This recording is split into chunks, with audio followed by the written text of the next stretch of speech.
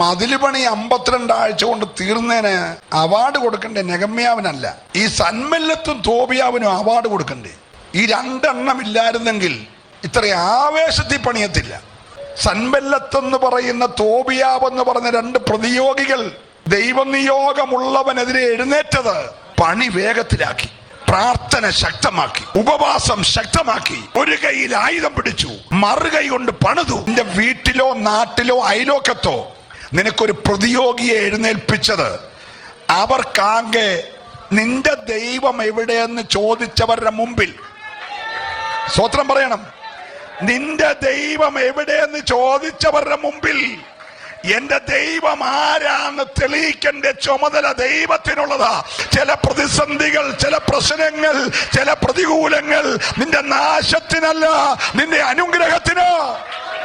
ഓ hallelujah.